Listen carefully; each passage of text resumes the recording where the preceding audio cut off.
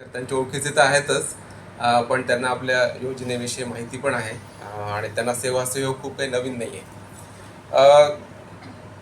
योगेशजी हे जे पुण्यामध्ये जे काय थोडे तज्ज्ञ ए आयमधली जी मंडळी आहे त्यांच्यापैकी एक आहेत आणि त्यांचा ॲक्च्युली एज्युकेशनल बॅकग्राऊंड जे आहे ते मेकॅनिकल इंजिनियर आहेत. त्यांनी नंतर मास्टर्स केलं आहे आणि नंतर PhD केलेलं आहे. कॅड कॅम सॉफ्टवेअर आणि AI आर्टिफिशियल इंटेलिजन्स हा त्यांचा अभ्यासाचा विषय आहे आणि कामाचा पण. मशीन लर्निंग आणि डेटा सायन्स आता हे नवीन जे फील्ड्स आहेत, योगेशजी त्यातले तज्ज्ञ आहेत. योगेशजी हे गुगल डेव्हलपर एक्सपर्ट आहेत आणि मायक्रोसॉफ्ट मोस्ट व्हॅल्यूड प्रोग्रामर ते पण आहेत. ते टेडेक्सचे वक्ते पण आहेत. त्यांनी पुण्यात टेडेक्समध्ये पण त्यांच्या विषयांबद्दल लोकांना मार्गदर्शन केलेलं आहे. College of engineering Pune COEP ते डेटा सायन्स हा विषय शिकवतात आणि मुळामध्ये जसं मी आधी ऑलरेडी म्हटल्याप्रमाणे ते पुण्यात जे काय गिने चुने एक्सपर्ट्स आहेत त्यांच्यापैकी एक आहेत. आपलं खरं तर आज नशीब चांगलं आहे की त्यांच्यासारखे तज्ज्ञ आपल्याला मिळत आहेत आणि तुमच्या या अर्ली स्टेजमध्ये तुम्हाला त्यांच्यासारख्या व्यक्तींकडनं या विषयातलं मार्गदर्शन होतं आहे. अजून एक नवीन ओळख म्हणजे पुण्यामध्ये एक नवीन फोरम आत्ता सुरू झाला आहे, पुणे AI कम्युनिटी, आणि योगेशजी हे त्याच्यात त्यांचा सिंहाचा वाटा आहे. पुणे AI कम्युनिटी हा जो आहे तो basically AI classes to masses, सगळ्यांपर्यंत AI कसं पोहोचवता येईल याचा प्रयत्न आहे आणि त्याच्यामध्ये की योगेशजींचं खूप योगदान आहे. तर Yogeshji, welcome to this forum आणि आय एम व्हेरी शुअर की आमच्या विद्यार्थ्यांना तुमच्या मार्गदर्शनाचा फायदा होईल. धन्यवाद.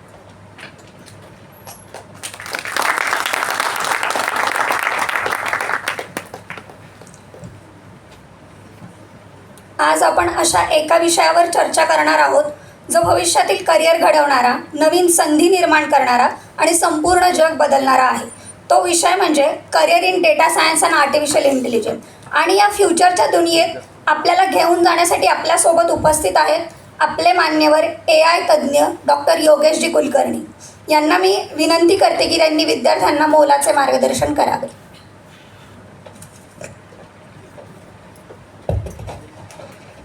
थँक्स.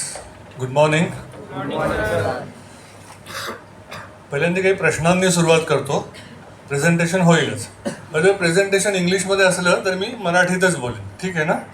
आणि ते मराठीत समजावून सांगेन. तर पहिला प्रश्न असा की इथले किती जण कम्प्युटर सायन्सचे विद्यार्थी आहेत किंवा शिकलेले आहेत, म्हणजे ते प्रोग्रॅमर्स आहेत? ठीक आहे. म्हणजे कोण प्रोग्रॅमर्स नाही आहेत त्यांनी आता हात वर करा. तर त्याप्रमाणे मटेरियल ॲडजस्ट करेल. तुमच्यापैकी किती जणांनी फॉर्मली मशीन लर्निंग किंवा डेटा सायन्स किंवा AI हा विषय शिकलेला आहे फॉर्मली, एज्युकेशनली? ठीक आहे, म्हणजे माझं प्रेझेंटेशन व्हॅलिड आहे. तर साधारणतः 2 भागात हे प्रेझेंटेशन आहे. पहिल्यांदा AI म्हणजे काय हे आधी आपण समजावून घेऊ एका पार्टमध्ये, आणि मग त्याच्यासाठी कशी तयारी करायची किंवा त्याच्यातल्या करिअर ऑपॉर्च्युनिटीज हे दुसऱ्या भागात बघूया. ठीक आहे?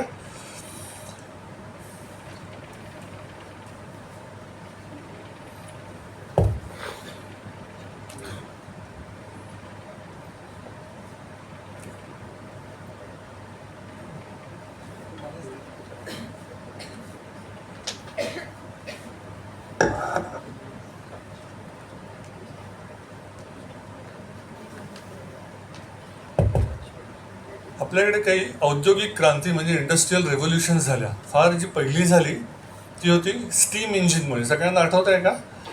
तर त्याने काय झालं, मसल ऑटोमेशन झालं, म्हणजे मानवी शक्ती जी आहे ती ऑटोमेट झाली. आता काय बटन दाबून यंत्र चालू होतं, राईट? नंतर आलं कम्प्युटर रेव्होल्युशन. त्याने काय झालं, प्रोसेसेस ऑटोमेट झाल्या, डिटर्मिनिस्टिक प्रोसेसेस ऑटोमेट झाल्या. आता जी आली आहे ती थिंकिंग ऑटोमेशन आहे. तुमचं विचार करणंच त्यांनी ऑटोमेट करून टाकलेलं आहे. त्यामुळे ही सगळ्यात महत्त्वाची आणि मोस्ट इम्पॅक्टवाली औद्योगिक क्रांती म्हणायला हरकत नाही. त्याचा मोठ्या प्रमाणात जॉब मार्केटवर इम्पॅक्ट होणार आहे, म्हणून तर हे सेशन ठेवलेलं आहे की काय काय होऊ शकतं. ऑफकोर्स मी माझा पर्स्पेक्टिव्ह सांगेन आणि मग तुमचे प्रश्नोत्तर घेईन.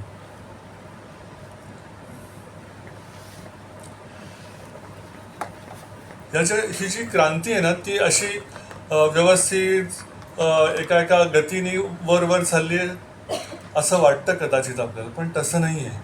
त्याला जॉमेट्रिक प्रोग्रेशन म्हणतात किंवा एक्सपोनेन्शियल ग्रोथ म्हणतात. ती धाड वाढली आणि त्याचे काही उदाहरणं मी दिलेली आहेत. मोबाईल फोन्सना 100 मिलियन म्हणजे 1 मिलियन म्हणजे 10 लाख, बरोबर. 10 कोटी व्हायला 16 वर्ष लागली, 10 कोटी ग्राहक व्हायला. पण इंटरनेटला तेवढेच ग्राहक मिळवायला 7 वर्ष लागले. तेवढेच ग्राहक ChatGPTला मिळवायला 2 महिने लागले. तुम्हाला अंदाज येतोय का? आता नवीन मॉडेल्स दर 2 दिवसांनी येत आहेत आणि ते असे धडाधड सगळे ग्राहकांपर्यंत पोचत आहेत. यात जर आपण नाही पडलो तर आपण बाहेर पडू असं होणार आहे ते. म्हणून खरं तर हा टॉक ठेवलेला आहे. So next economic shift, new economic shift is automation to augmentation. म्हणजे मानवी कामाला ऑगमेंट करणारी काहीतरी सिस्टीम, मानवी विचारांना पण ऑगमेंट म्हणजे ॲडिशन करणारी काही सिस्टीम आता निर्माण होते. हे काही मी पूर्ण वाचून दाखवणार नाही, तुम्ही साधारणतः पटकीने वाचून घ्या. नंतर आपण एका कोर विषयाकडे येऊया, व्हॉट इज AI.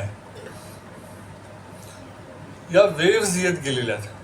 ज्यांनी मशीन लर्निंग फॉर्मली शिकले त्यांना ही नावं कदाचित आठवतील. रिग्रेशन, क्लस्टरिंग, क्लासिफिकेशन हे अल्गोरिदम्स जनरली मशीन लर्निंगमध्ये शिकवतात. त्याला आपण पहिली वेव्ह म्हणूया. नंतर आलं ChatGPTमुळे जनरेटिव्ह एआयची दुसरी वेव्ह. आता जी आहे, आता सगळेजण बनवत आहेत एजंट्स, AI एजंट्स बनवतात, ती आत्ताची वेव्ह आहे. बाय द वे या वेव्स फार रिसेंट आहेत, म्हणजे 4-5 वर्षापूर्वीपासून सुरू झालेली आहेत.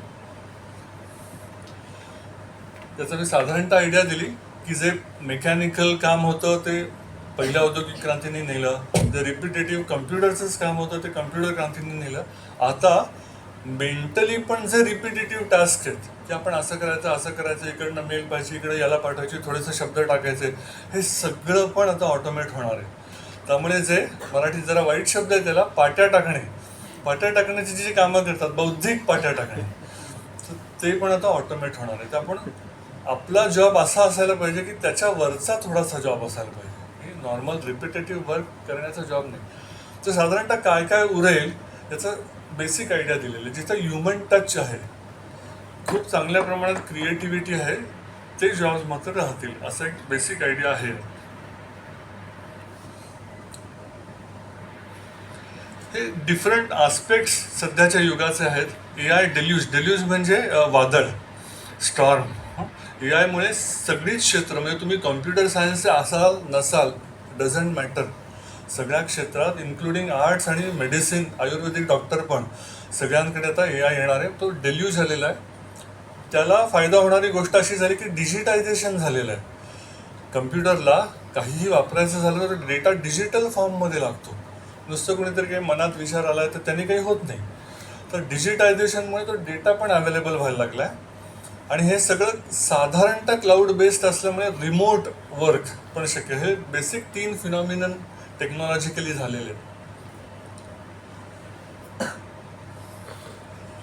आता महत्त्वाच्या कोर पार्टकडे येतो. हा फारच इंट्रोडक्टरी आहे, तरी मला वाटतं सगळ्यांना to get everybody on the same page ज्याला म्हणतात, सगळ्यांना समान कळावं यासाठी हा ठेवलेला. आपण हे जी टर्म्स वापरतो, data science, machine learning, deep learning, AI, हे साधारणतः सिनॉनिमसली समानार्थी वापरतो, पण तसं नाही आहे. त्याला वेगवेगळे अर्थ आहेत, ते आपण आज बघूया. General idea is data science, science of data. म्हणजे जिथं जिथं डेटा वापरला जातो त्याचं सायन्स.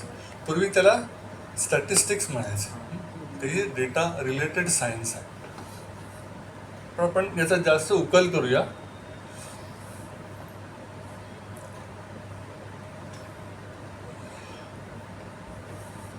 आपण आपण जनरली जे करतो ना, काही जण इथं रिसर्च करणारे असतील, काही जण सॉफ्टवेअरवाले असतील किंवा कुठल्याही आयुष्यात पण what we do, we actually do what is called as problem solving. रफली बघायचं झालं, प्रॉब्लेम सॉल्विंग म्हणजे काय, म्हणजे आपल्याला काही गोष्टी माहिती असतात, इनपुट्स माहिती असतात आणि काय आउटपुट येईल असं एक्सपेक्टेड असतं. मग त्यासाठी आपण मधल्या गोष्टी लिहितो, तर काय करायला पाहिजे, म्हणजे इनपुट कन्व्हर्टेड टू आउटपुट असं होऊन जाईल. कोर आयडिया आहे प्रॉब्लेम सॉल्विंगमधली. हीच आयडिया आहे की आपल्याकडे जे काही आहे आणि आपल्याला काय पाहिजे त्याचा मधला प्रवास बनवणे, बरोबर की नाही, ही कोर आयडिया आहे. हीच आयडिया प्रॉब्लेम सॉल्विंगमध्ये पण आहे, सॉफ्टवेअर डेव्हलपमेंटमध्ये आणि कुठलाही रिसर्च म्हणजे काय, अननोन प्रॉब्लेम आहे, उत्तर माहिती पाहिजे आपल्याला, पण तो ट्रान्सफॉर्मेशन शोधायचं आहे. यालाच म्हणतात फाइंडिंग अ फंक्शन. सगळ्यांचं साधारणतः 10वी झालेलं आहे, त्यामुळे 11वी 12वी पण झालं असेल सगळ्यांचं. तर ते फंक्शन, कॅल्क्युलसमधलं ते फंक्शन आहे ना, ते हे फंक्शन आहे. फंक्शन म्हणजे काय, it's actually finding relationship between input and output. Input घेऊन ते फंक्शन त्याला आउटपुटमध्ये कन्व्हर्ट करतं, या अर्थाने ते फंक्शन इथं म्हटलेलं आहे. It is nothing but finding a transformation. हे सगळे समानार्थी शब्द आहेत, जस्ट जास्त डीपमध्ये जाण्यासाठी. यालाच ए आयमध्ये फाइंडिंग अ मॉडेल म्हणतात. आता मॉडेल हा शब्द सगळेजण वापरतात, सगळेजण माहिती असेल. हा ते finding that function for any phenomenon where input is known and output is known, त्याच्यामधलं ट्रान्सफॉर्मेशन कसं शोधायचं ते फंक्शन फाइंड आउट करणे, ही कोर आयडिया आहे या सगळ्या सायन्स मागची. पण काही उदाहरणं पाहूया. एकदम साधं उदाहरण पाहूया पहिल्यांदा. आता उन्हाळा वाढत चालला आहे, त्यामुळे आईस्क्रीमचा सेल वाढत जाईल, हो की नाही. जसं जसं टेम्परेचर वाढायला लागेल तर आईस्क्रीमचा सेल वाढत जाईल, बरोबर की नाही. याला म्हणतात, थोडंसं आता यात मॅथमॅटिक्स येईल ना, चालेल ना सगळ्यांना. हां, डायरेक्टली प्रपोर्शनल. टेम्परेचर 1 डिग्रीने वाढलं की सेल काहीतरी 2 कोटींनी वाढला, अजून 1 डिग्रीने अजून 2 कोटींनी वाढला, असं साधारणतः होऊ शकेल की नाही. This functions are simple, directly proportional, cause and effect. हे वाढलं की हे वाढलं, हे वाढलं की हे वाढलं, आणि सगळ्यांनाच माहिती आहे टेम्परेचर वाढले की सेल्स वाढणार. तर ही फंक्शन्स आहेत, ही टिपिकली सिम्पल फंक्शन्स आहेत, स्ट्रेट फॉरवर्ड, हो की नाही. कोणी विचार करू शकेल हे मॅथमॅटिकली कसं सांगायचं, कुणाला माहिती आहे का, कुठलं इक्वेशन लागेल याला, मनात विचार करा, सांगू नका. काय इक्वेशन असेल, इनपुट काय यात टेम्परेचर, आउटपुट काय आहे सेल. साधं इक्वेशन काय बनेल याचं, sales is equal to something into temperature plus some constant, बरोबर का. लाईनचं equation Y is equal to mx plus C, माहिती आहे का सगळ्यांना, हे शाळेत झालेलं आहे सगळ्यांचं. मी असं मध्ये मध्ये मॅथमॅटिक्सची इक्वेशन सांगणार आहे. थोडंसं बोर झालं तरी चालेल, पण हे असं जे सिम्पल गोष्टी आहेत ना, सिम्पल रिलेशनशिप, सिम्पल लॉजिक, हे आपल्याला प्रोग्राम करून येतं. सगळ्यांनी पायथन प्रोग्रामिंग केलं आहे का, ज्यांनी हात वर केले त्यांनी. पायथनमध्ये तर काय फंक्शन लिहायचं, def function, inputs, some calculations, return the output. ही जी साधी फंक्शन्स आहेत त्याचं फंक्शन प्रोग्रामिंग करणं सोपं आहे, हो की नाही. इनपुट काय घेणार, टेम्परेचर, कॅल्क्युलेशन काहीतरी करणार आणि रिटर्न द सेल. प्रश्न असा आहे की तिथं एम काय वापरायचा आणि सी काय वापरायचा, हे मात्र रिसर्चने काढावं लागतं, बरोबर ना. तर ही अशा गोष्टी simple functions, they can be done by hand coding, rule based programming याला म्हणून.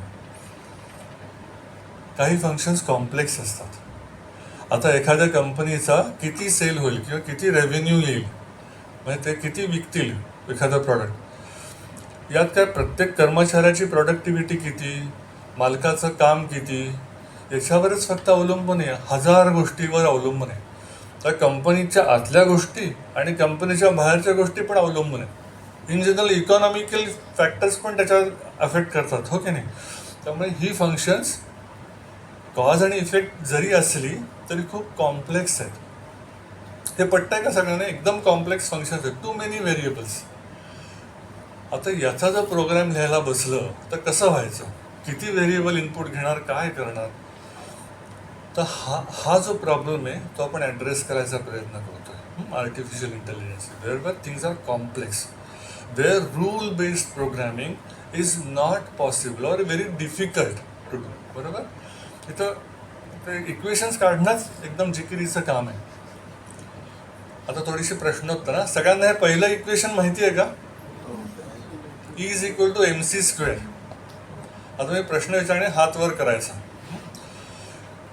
कुणी हे इक्वेशन शोधलं हे नाही सांगणार, मी विचारणार. त्यातलं इनपुट व्हेरिएबल काय आहे सांगायचं. E mc² मध्ये 3 व्हेरिएबल्स आहेत. E आहे, M आहे आणि C आहे. हे मी का विचारतोय, जर इथंच जर गडबड होत असेल ना तर पुढचं अवघड आहे असं सांगण्यासाठी बेसिकली. ओके. E व्हेरिएबल आहे, M व्हेरिएबल आणि C व्हेरिएबल आहे. कुणाला वाटतं की यात C हे इनपुट व्हेरिएबल? हात वर करा, कुणी लाजू नका. C हे व्हेरिएबल आहे. हे इक्वेशन सगळ्यांना माहिती आहे ना. हे एनर्जी आणि मासचं इक्वेशन आहे, माहिती आहे ना सगळ्यांना. आईन्स्टाईनचं फेमस इक्वेशन आहे. C वाल्यांनी हात वर करा. C ज्यांना हे इनपुट व्हेरिएबल वाटतंय, काही हात वर. कुणी लाजू नका. हात टोटल वर आलेले कळायला पाहिजे ना. बरं. काहींना M हे इनपुट व्हेरिएबल वाटतंय, ओके. आणि काहींना E हे इनपुट व्हेरिएबल वाटतंय. लकीली तुम्हाला काहींना तेही वाटतंय. बाय द वे, जनरली हे तर डाव्या साईडचे असतात ना, ते आउटपुट असतात आणि उजव्या साईडमध्येच इनपुट कुठंतरी असतं. तर इथे M हे व्हेरिएबल आहे, कारण का मास टू एनर्जी कन्व्हर्जनचं हे इक्वेशन आहे. आणि C म्हणजे काय? C हा कॉन्स्टंट आहे. C म्हणजे काय, कुणी सांगेल का? Speed of light. Wonderful. Speed of light आहे, त्यामुळे हा स्पीड ऑफ लाईट हे कॉन्स्टंट आहे, ॲटलिस्ट या इक्वेशन करता. M हा व्हेरिएबल. हे मी का घेतलं, कुठल्याही प्रॉब्लेममध्ये पहिल्यांदा माणसाला मशीन लर्निंगमध्ये पण इनपुट काय आधी शोधून काढावं लागतं आणि आउटपुट काय आहे. याची जोपर्यंत नीट सवय होत नाही तोपर्यंत अवघड आहे. आता इनपुट व्हेरिएबल बघितलं, आउटपुट व्हेरिएबल बघितलं, पॅरामीटर्स जाऊ दे. हे लिनियर इक्वेशन आहे का क्वाड्रॅटिक इक्वेशन आहे? क्वाड्रॅटिक म्हणजे रेस टू 2 आला. सगळ्यांना माहिती आहे का रेस टू 2? हे लिनियर इक्वेशन आहे का क्वाड्रॅटिक इक्वेशन आहे? आता लिनियरवाल्यांनी हात वर करा. बाकीच्या सगळ्यांना हे क्वाड्रॅटिक वाटतंय का?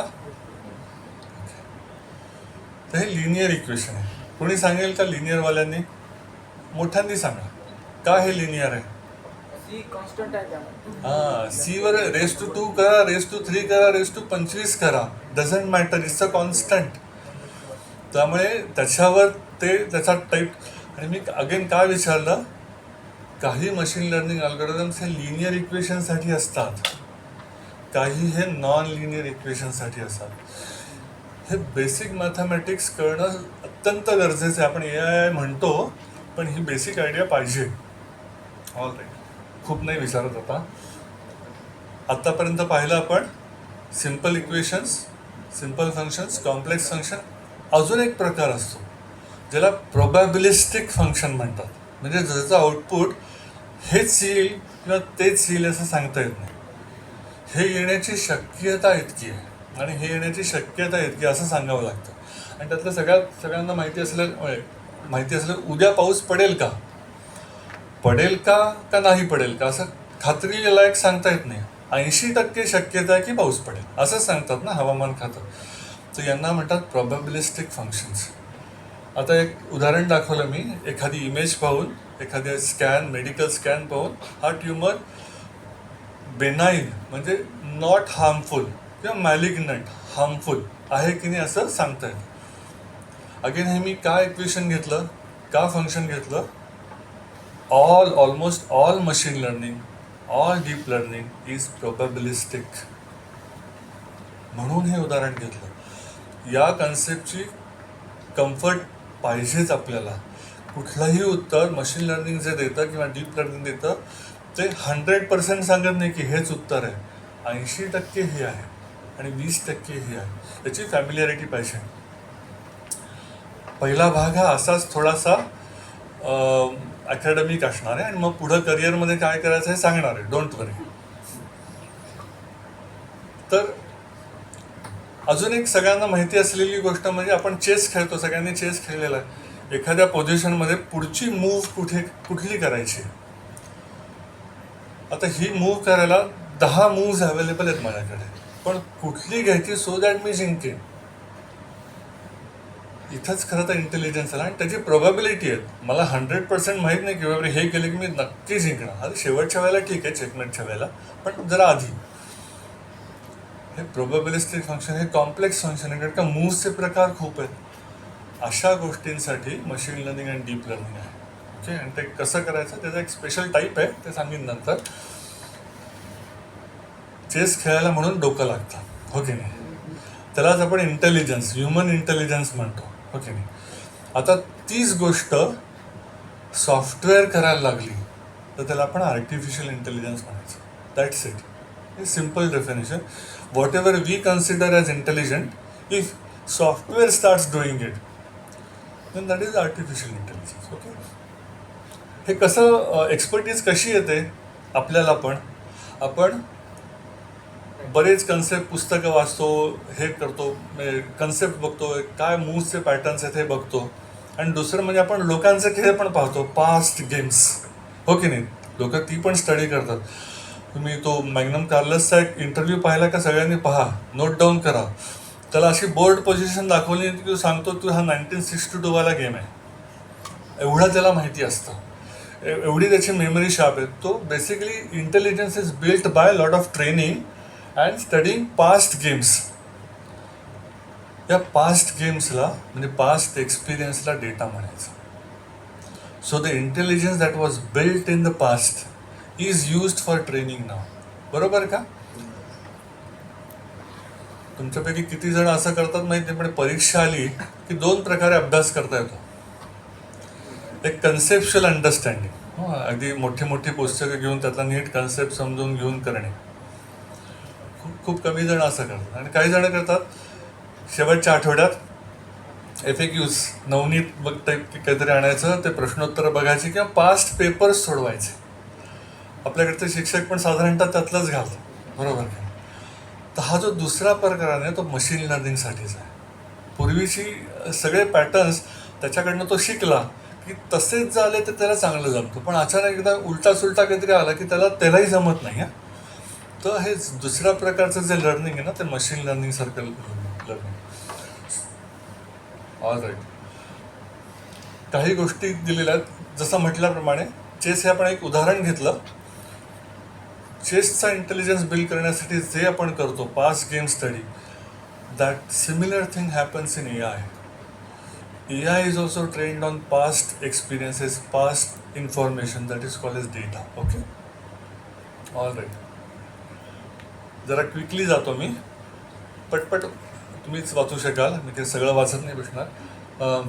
As I said, if software also starts doing same thing what we consider as intelligence, then it is artificial intelligence. हे काय खूप रिगरस डेफिनेशन नाही, पण आपल्यापुरते ठीक आहे. इंटेलिजन्सचे काही आस्पेक्ट्स आहेत, various aspects. Ability to think in different domains. म्हणजे मला कुकिंग पण येतं आहे, ट्रान्सलेशन पण येतं आहे, खेळ पण खेळता येतो आहे. या सगळ्यांमध्ये इंटेलिजन्स लागतो. तर ability to work in different domains. Second thing is ability to produce something new. काही आत्तापर्यंत झालेलं नाही त्याच्यापेक्षा जगावेगळं काहीतरी करणे, हे जो करतो त्याला आपण इंटेलिजंट म्हणतो. कविता नवीनच पाहिजे ना, पूर्वीसारखी आली तर काय उपयोग. तर हे जिथं दिसतं त्याला आपण इंटेलिजन्स म्हणतो. तिसरं म्हणजे ॲबिलिटी टू डिटेक्ट अनसीन. एक साधं उदाहरण म्हणजे पुण्यातले कोण आहेत? मी कार शिकायला गेलात आपल्या मोटर स्कूलमध्ये, बरोबर? तर ते तुम्हाला शिकवतात असं अलका टाके, सेनापती बापू रोड असं करून आणतात. तुम्ही काय इथं कार शिकलात, लायसन्स मिळालं, तुम्ही सोलापूरला जाऊन गाडी चालवू शकाल का? सगळे रस्ते वेगळे आहेत.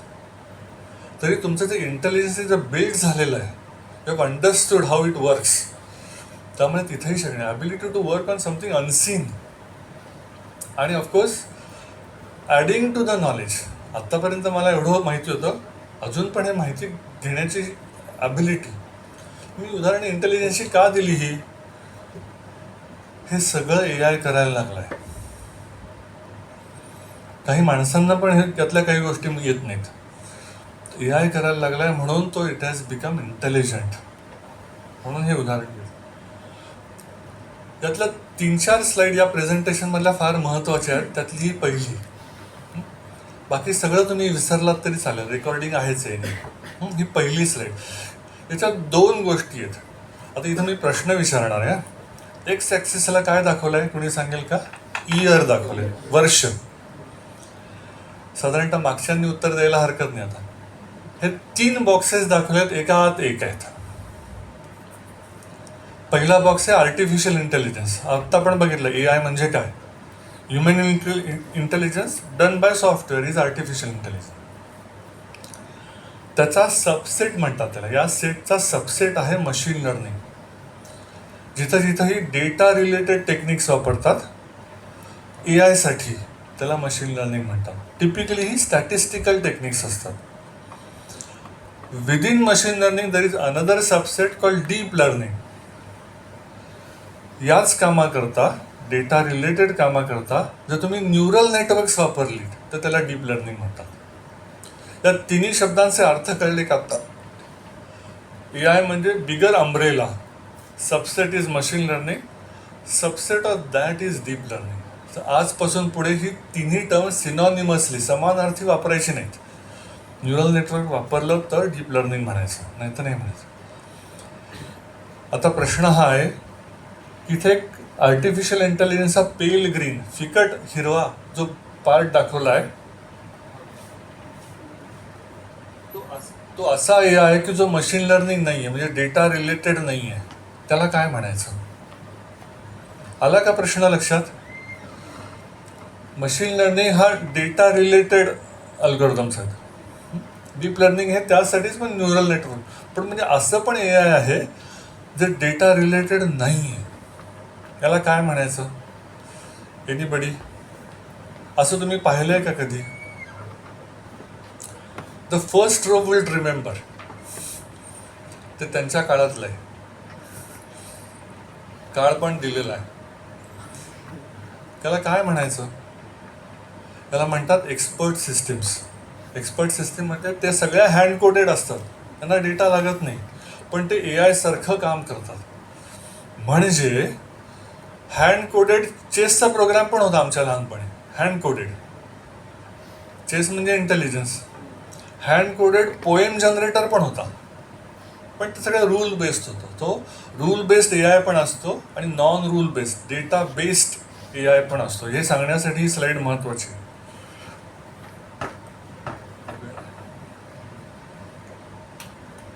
मला 1 तास दिलेला आहे, त्यामुळे मी पूर्ण कव्हर करेन. साधारणतः हे पाहिलं. डीप लर्निंगच्या आत आता जनरेटिव्ह AI दाखवलं आहे. By the way, generative AI rule based पण करता येतं, पण आत्ताचं जे फेमस जनरेटिव्ह AI, ChatGPT वगैरे ज्याला म्हणतात, ते डीप लर्निंग बेस्ड आहे. ओके, आणि ते specifically LLM, large language models आधारित आहे रिसेंट. तर ते म्हणून डीप लर्निंगच्या आत दाखवलं. ही दुसरी महत्त्वाची स्लाईड. पहिली आपण ती बॉक्सवाली पाहिली हिरवी. दुसरी ही ज्याला कळली त्याला बरंचसं कळलं या प्रेझेंटेशनमधलं. ओके, एकदम सिम्पल स्लाईड आहे. It's not a rocket science. 2 पद्धतींमध्ये फरक दाखवला आहे. एक ट्रॅडिशनल सॉफ्टवेअर प्रोग्रामिंग जे आत्तापर्यंत आपण सगळे करतो, आणि डुईंग मशीन लर्निंग वे. तर कुणीतरी या दोघांचा अर्थ सांगणार का? फक्त वाचून दाखवायचं नाही, इनपुट हे येतं आउटपुट हे येतं असं नाही, याचा अर्थ सांगायचा. कोणीतरी सांगेल का?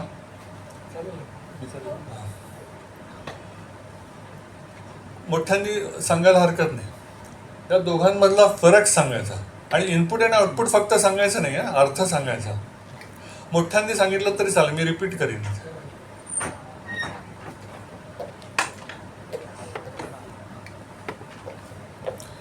म्हणजे सगळे इन्व्हॉल्ड आहेत की नाही कळेल एक तर लेक्चरमध्ये. Good morning sir. हां, डेटा आणि प्रोग्रॅम म्हणजे इनपुट आपल्याला काय रिक्वायर आहे ट्रेडिशनलमध्ये, आणि प्रोग्रॅम मला ट्रेडिशनल कळाली नाही आहे, मशीन कळाली. हां, मशीन लर्निंग सांगा. बट मशीनमध्ये आउटपुट आपण एक्सपेक्टेड आउटपुट काय ते सांगतो त्याला, की मला हे एक्सपेक्टेड आहे आणि हा डेटा आहे, त्याच्या आधारित तू प्रोग्राम बनव. बरोबर. आणि मग मध्ये कम्प्युटर म्हणजे ते फंक्शन की जे तो. बरोबर, सॉर्ट ऑफ बरोबर आहे. हां, आता पहिलं कोण सांगेल? दुसरं बरोबर आहे.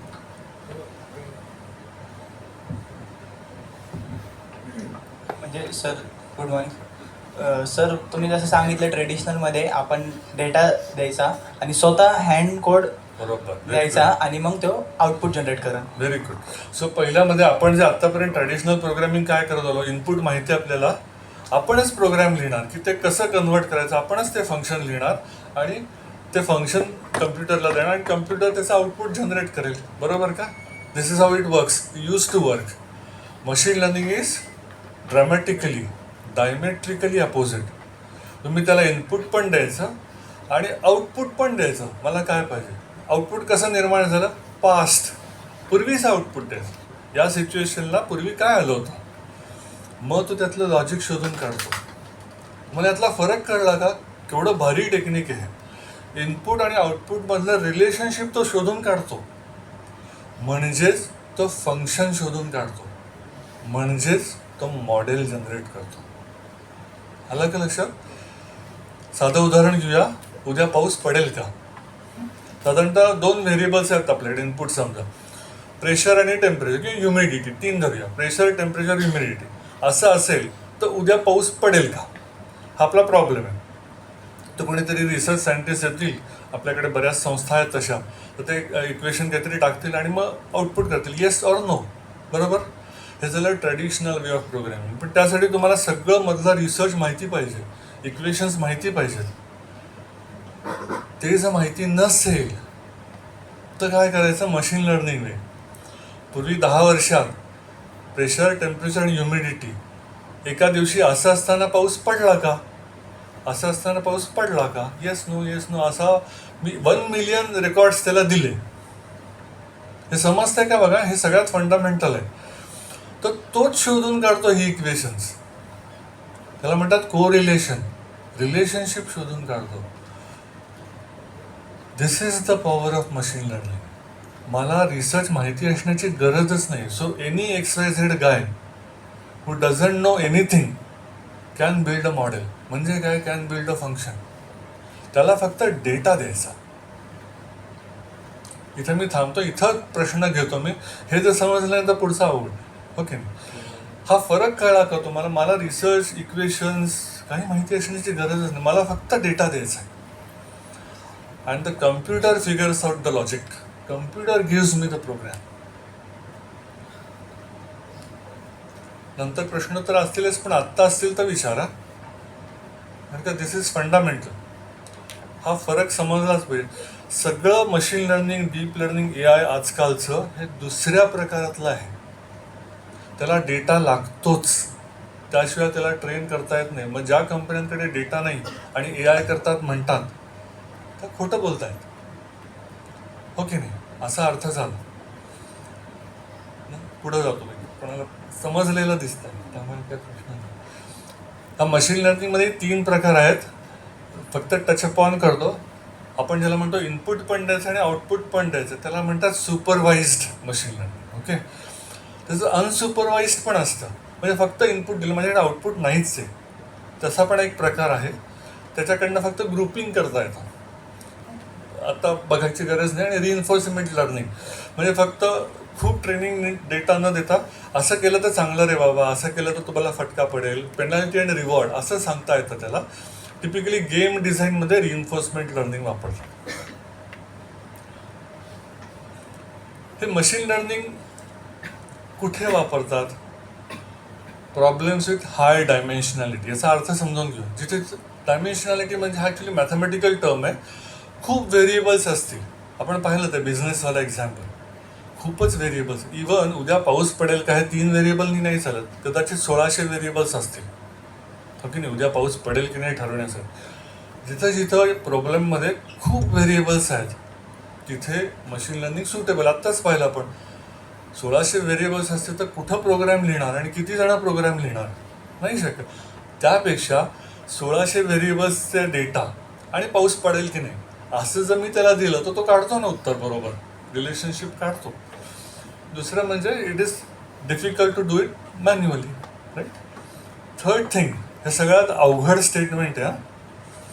ॲटलिस्ट डीप लर्निंगची एक गॅरंटी आहे डीप लर्निंग म्हणजे न्यूरल नेटवर्क वापरून केलेलं machine learning. Okay. Technique to model any function. Any म्हणजे काय, कुठलाही प्रॉब्लेम द्या मी रिलेशनशिप शोधून काढू शकतो. कसली गॅरंटी आहे ही, right? That's why it is very popular. But त्याच्यात एक कॅव्हिएट म्हणजे त्याला उशाप पण आहे. तरी गिवन इनफ डेटा. तुम्हाला खरंच चांगलं उत्तर पाहिजे असेल तर खूप डेटा द्यावा लागतो. हा एक त्यातला भाग झाला. आणि चौथा, आपण मशीन लर्निंग का शिकतो? पैसे मिळतात म्हणून शिकतो. आत्ताच का हे खूप पॉप्युलर झालं?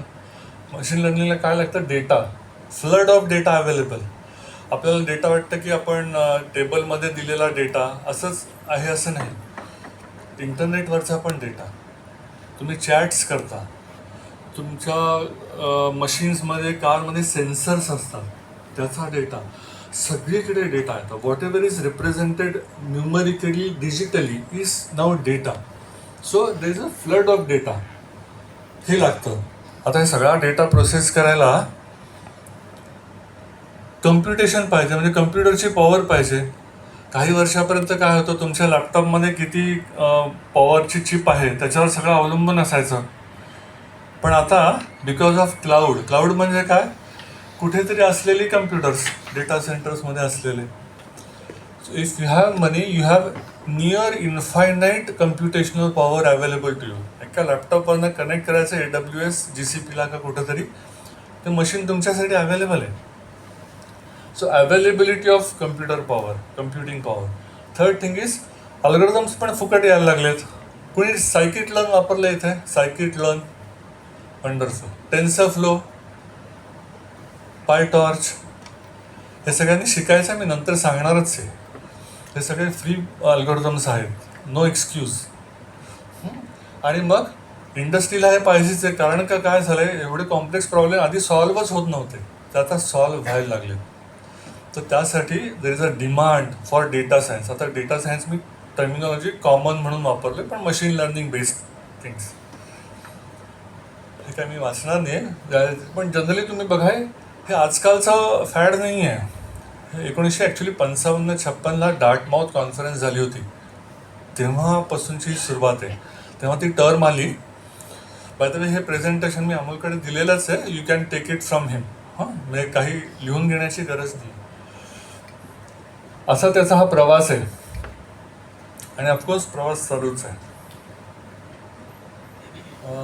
आता मी थोडासा फास्ट जातो आणि थोडं करिअरकडे येतो. एक बेसिक आयडिया तुम्हाला आलेली असं वाटतं. काही मॉडेल्स ही प्रोप्रायटरी म्हणजे क्लोज सोर्स आहे, पैसे देऊन घ्यावी लागतात. काही ओपन सोर्स जनरली फ्री असतात, ती पण मॉडेल्स आहेत. आपण याविषयीचे प्रश्न घेऊच या. All right. आताचा एरिया एजंटिक AIचा एरिया आला. म्हणजे you are just not getting answer for a question, but you can do action also. Right. AI is doing action on your behalf. तुमच्या वतीने ते काहीतरी कार्य करत आहे. All right. बऱ्याच ठिकाणी उपयोग आहेत. इथं 4-5च दाखवले, पण almost every field I would say is a application of AI. त्यामुळे तुम्हा सगळ्यांना चांगली संधी आहे जर तुम्ही हे चांगलं शिकलात. आणि भारतात प्रॉब्लेम्सला काही तोटा नाही आहे, चहूकडे आहेत. त्यामुळे ते सॉल्व्ह करायला जर डेटा अवेलेबल असेल, डेटा निर्माण करू शकलात, तर तुम्ही तो प्रॉब्लेम सॉल्व्ह करू शकाल. आपण याची नेहमीची उदाहरणं पाहतो. ही काही उदाहरणं दिलेली आहेत, पण तुम्हाला ही जास्त माहिती असतील. ऑलराईट. आता सगळ्यांच्याकडनं हा प्रश्न येणारच आहे, पण आधीच थोडीशी उत्तरं देऊन ठेवतो. Is AI threat? डेफिनेटली. मगाशी सांगितल्याप्रमाणे जे ज्या पद्धतीची कामं करतात त्या पद्धतीचंच करत बसेल, आत्ता अवघड आहे. तर थ्रेट रिअल आहे, म्हणून आपल्याला त्याच्यापेक्षा जास्त काहीतरी शिकायचं आहे. म्हणून खरं तर हा टॉक ठेवलेला आहे.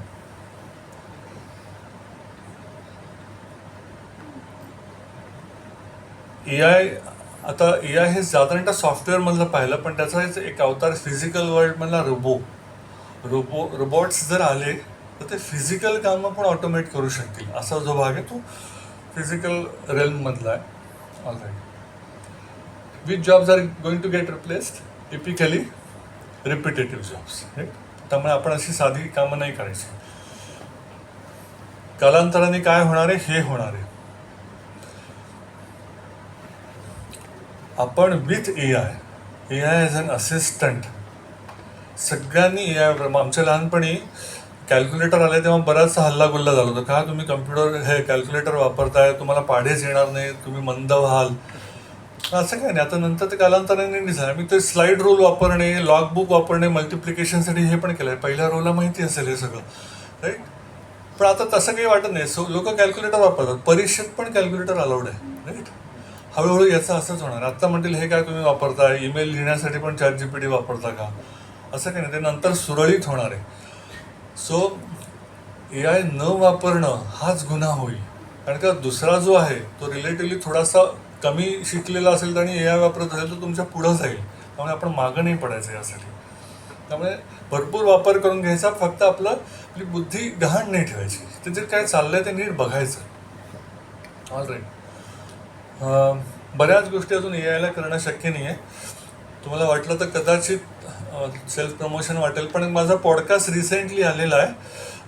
हे जे क्लॉड कोवर जे आलं त्याच्यावर त्यांनी काय काय होईल असा एक माझी इंटरव्ह्यू आलेला आहे थिंक बँक नावाच्या चॅनलवर.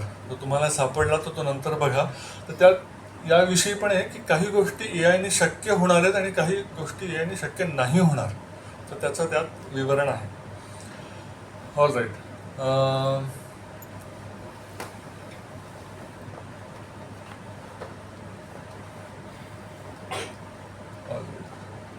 हां, एक साधारणतः समरी स्लाईड आपण अशी म्हणूया. Clear rules, traditional programming, pattern recognition. जिथं डेटा आहे तिथं ऑटोमॅटिकली आपल्याला ते फंक्शन फाइंड आउट करून पाहिजे. AIML. खूप डेटा आहे आणि न्यूरल नेटवर्क वापरायचं तर डीप लर्निंग आहे. आणि जनरेटिव्ह काही काम करायचं आहे तर तिथं ChatGPT किंवा LLMs वापरतात. All right. हा पहिला भाग संपलेला आहे. अजून माझ्याकडे 25 मिनिटं आहे.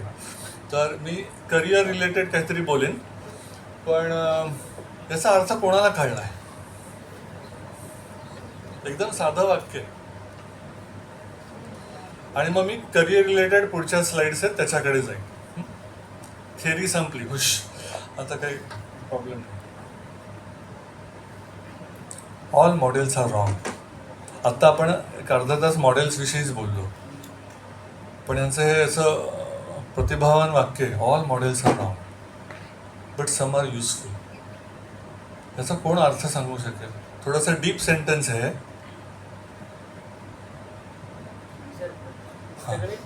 सगळे मॉडेल्स म्हणजे सक्सेसफुली नाही आहे, पण त्याच्यातले काही पार्ट आपला जो आहे तो युजफुल.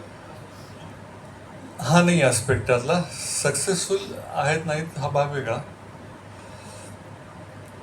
अजून एक उत्तर थांबतो आणि मग हां.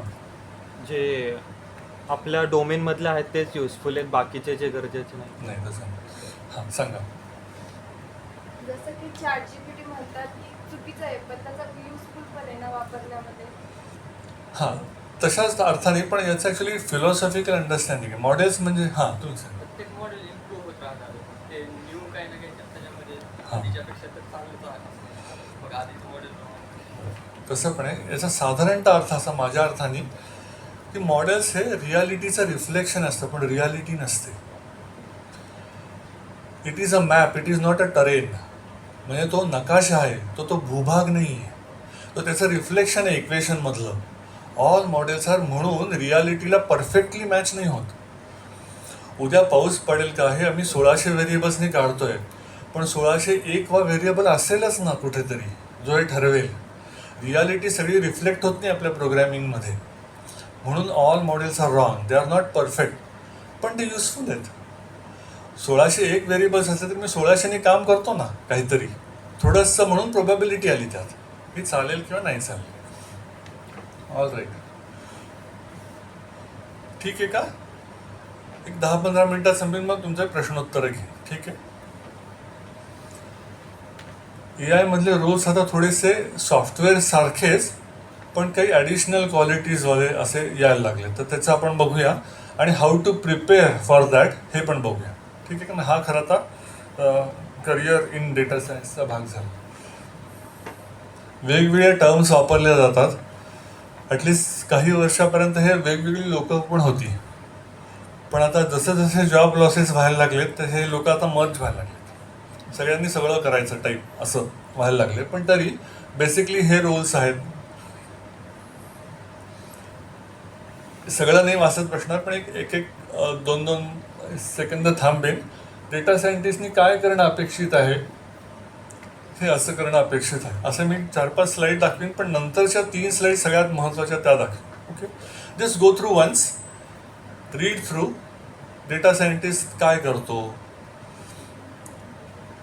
तर तुम्ही जेव्हा जॉबला अप्लाय कराल तेव्हा हे रोल्सनी हे करणं अपेक्षित आहे याचा बेसिक अंदाज येईल. डेटा सायंटिस्ट, ॲनालिस्ट,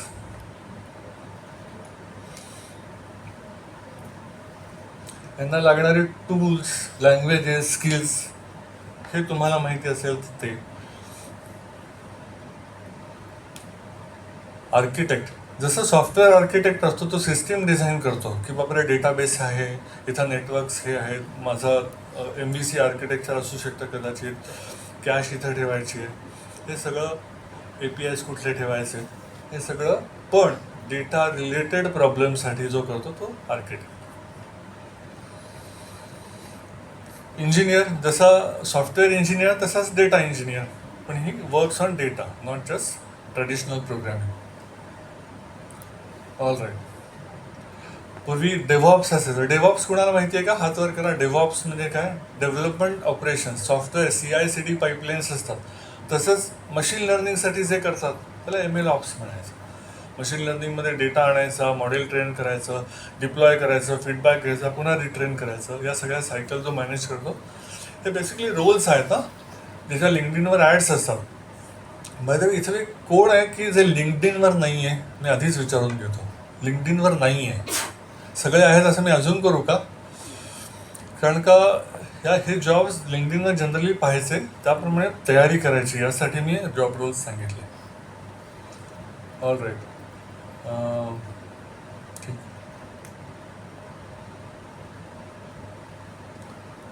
हे प्रेझेंटेशन एनिवे तुम्हाला मिळेल, त्यामुळे मी जोरात जातो जरा.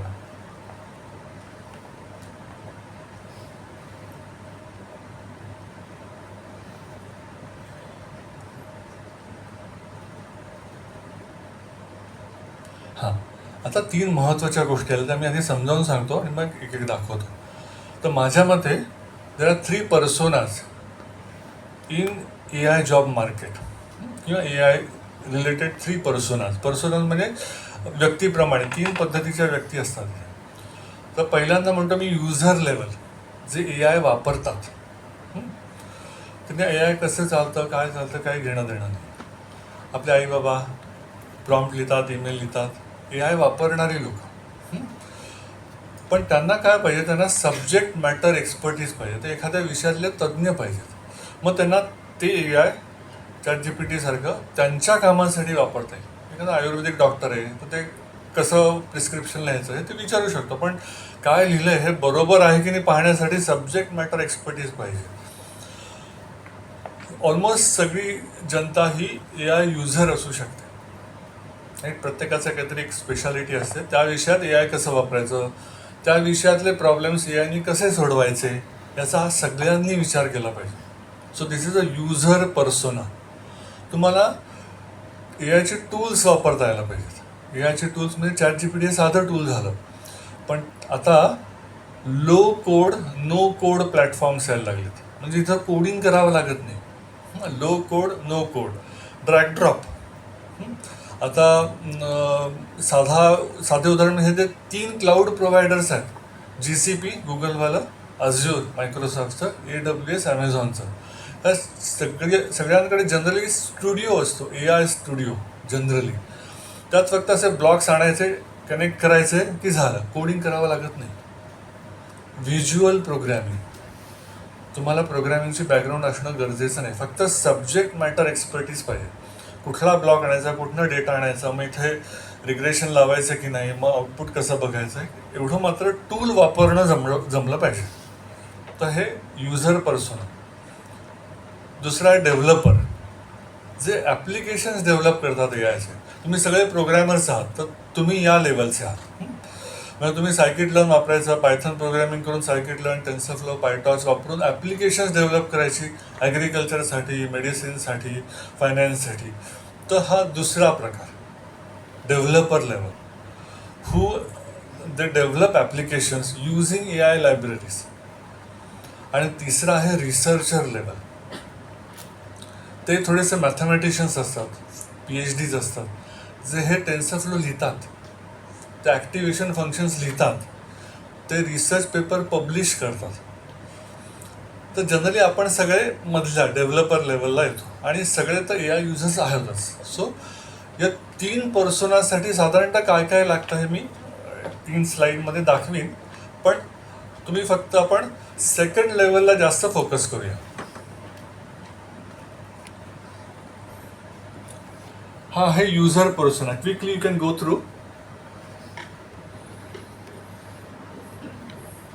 काही नावं पण दिलीत बघा. No code AI builder. जिथं कोड लागत नाही, कोडिंग करणं गरजेचं नाही.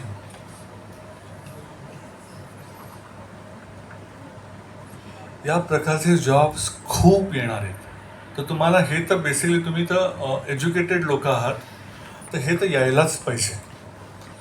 याला बेसिकली ऑटोमेशन म्हणूया आपण. इकडनं ईमेल आले की ईमेलमध्ये हे बघायचं, मग बाबा हे सेल्सवाली ईमेल दिसते, मग त्याला राऊट करायचं, मग सेल्सचं डॉक्युमेंट आणायचं, हे सगळं ऑटोमॅटिकली करायचं युझिंग एजंट्स, AI एजंट्स. हे करणं शक्य आहे इथे. You don't need to code to leverage AI. Basically ही याची थीम आहे. असे साधारणतः प्लॅटफॉर्म्स दिसतात आणि यातले बरेचसे ओपन सोर्स आणि फ्री आहेत. सो अगेन नो एक्सक्यूज की पैसे लागतातच असं नाही.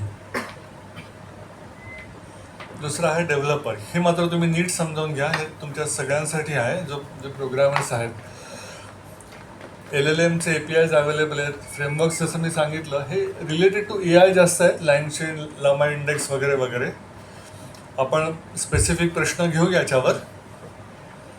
And then you can build agentic application, RAG, retrieval augmented generation application. याच्यासाठी तुम्ही काय करायला पाहिजे, एखादा प्रॉब्लेम तुम्हाला दिसला की बाबा रे हॉस्पिटलमध्ये हे डिस्चार्ज समरी लिहितात, ते सगळं व्हॉट्सॲप वाचत बसतात आणि मग कोणीतरी बसून हे लिहितं. आता हा प्रॉब्लेम दिसला तुम्हाला, ते लिहायला 4 तास लागतात. हा प्रॉब्लेम घेता येईल का? हे सगळे चॅट्स मी जर प्रोसेस करून ऑटोमॅटिकली डिस्चार्ज समरी लिहू शकेन का?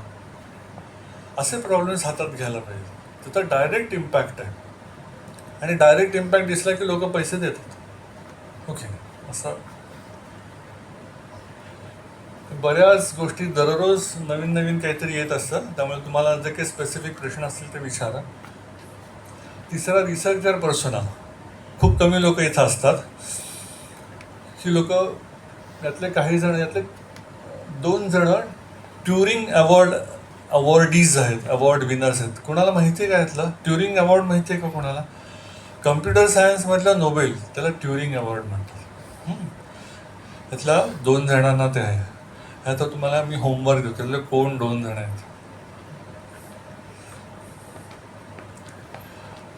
तर असं साधारणतः सगळ्यांचं इथं डेव्हलपर असल्यामुळे डेव्हलपर पर्सोना रिलेटेड गोष्टी बघता येतील.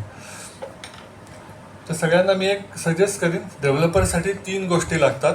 तर म्हटलं note down. 1 is mathematics, 1 is programming and 3rd one is actual ML and DL algorithms. मॅथमॅटिक्समध्ये अगेन 3 गोष्टी लागतात. Statistics, linear algebra. Linear algebra म्हणजे वेक्टर्स अँड मॅट्रायसेस, आणि कॅल्क्युलस, ॲटलिस्ट डेरिव्हेटिव्स. याची बेसिक अंडरस्टँडिंग पाहिजे. We are all developers. आपण application develop करणार आहोत. सो मॅथमॅटिक्समध्ये या 3 गोष्टी. प्रोग्रॅमिंगमध्ये पायथन आलं तरी इनफ आहे ॲज ऑफ नाऊ. काही जणांना R येतं, पण जनरली पायथन. आणि मशीन लर्निंगमध्ये again scikit learn for machine learning, TensorFlow किंवा पायटॉर्च फॉर डीप लर्निंग. याला बेसिक फाउंडेशन म्हणेन मी. हे आलं तर तुम्ही पुढच्या लेवलला ग्रॅज्युएट होणार. आणि हे इथल्या सगळ्यांना यायलाच पाहिजे अशी माझी अपेक्षा आहे. या सगळ्यांचे ट्युटोरियल्स सगळीकडे चकटफू अवेलेबल आहेत. त्यातले मी एक लर्निंग पाथ देतो.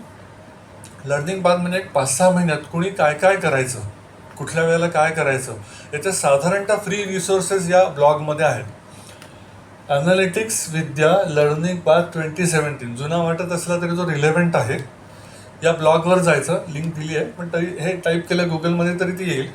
त्यांनी सांगितलं की मॅथ्समध्ये हा व्हिडिओ बघा, हा व्हिडिओ बघा, हा व्हिडिओ बघा, अशी सगळी प्रिपरेशन करायची.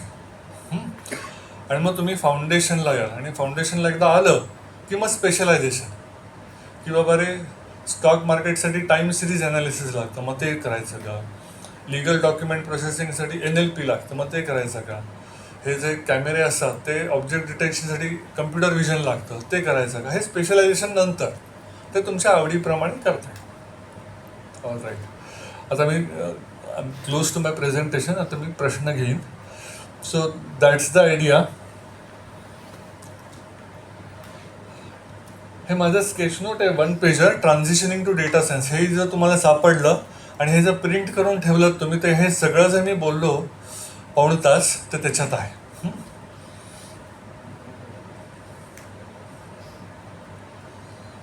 All right, as I said हे करणं अपेक्षित आहे. हां, तर सरांनी जसं सांगितलं, आम्ही स्वतः पुणे AI कम्युनिटी नावाची गोष्ट सुरू केली एक 2-3 महिन्यापूर्वी. जरी पुणे नावात असलं तरी ऑलमोस्ट सगळे सेशन्स ऑनलाईन असतात, त्यामुळे तुम्ही नागपूर, मराठवाडा कुठेही असला तरी तिथनं ते जॉईन होऊ शकता. त्याचा मी QR कोड दाखवतो. सगळ्यांकडे जर मोबाईल असेल तर त्यांनी QR कोड बघून जॉईन व्हायचं. लिंक्डइन पेज आहे. बाय द वे सगळ्यांकडे लिंक्डइन अकाउंट असणं अपेक्षित आणि चांगली प्रोफाईल बनवून ठेवायची कायम. म्हणजे छोटी मुलगी शाळेत असताना पण तिचं लिंक्डइन प्रोफाईल होतं, तर ते व्यवस्थित कायम अपडेटेड ठेवायचं.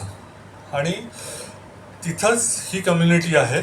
Again open to all and free to all आहे. आम्ही साधारणतः दर शनिवारी एक सेशन ठेवतो, again open to all and free to all. तर तुम्ही अटेंड करायचं फक्त वेळ असेल तर, बाकी काही नाही आहे. राईट, तर त्याचा मी QR कोड दाखवतो. नंतर मी आता स्किप करतो, आपण प्रश्नोत्तर घेऊया जास्त. Again sort of self promotion. मराठीत AI रिलेटेड माझे काही लेख सकाळमध्ये छापून आले होते, त्याचं संकलन करून एक पुस्तक केलेलं आहे. पण तुमच्यासाठी ते जरा कमी आहे, आम जनतेसाठी जास्त, तुम्ही जास्त पुढे गेलेले लोक आहात. हां, तर हा मात्र तुम्ही हे घेऊ शकता. लिंक्डइनवर असाल तर याला फक्त फॉलो करा. अगेन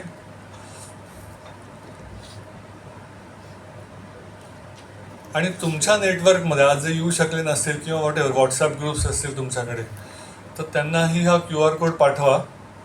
सगळ्यांचं झालं की मी माझी स्वतःची लिंक्डइन प्रोफाईल पण दाखवेन, ज्याला तुम्ही फॉलो करू शकता. अगेन आत्तापर्यंत साधारणतः 10 सेशन्स झालेले आहेत. आणि यूट्यूबवर तुम्ही गेलात पुणे AI कम्युनिटी, तर ते सगळ्याची रेकॉर्डिंग्स अवेलेबल आहेत. Again no need to spend anything, spend time on it. हे सगळ्यांचं करून झालं की माझी प्रोफाईल पण दाखवतो. बऱ्याच ठिकाणी आम्ही ते केलेलं आहे, ट्विटर, इन्स्टा वगैरे सगळं. हां, ही माझी प्रोफाईल आहे. ही पण तुम्ही फॉलो करू शकता. कनेक्शन्स संपलेली आहेत, त्यामुळे cannot connect, but just follow. Okay, now I am opening it of for questions. आता आपल्याकडे वेळ आहे.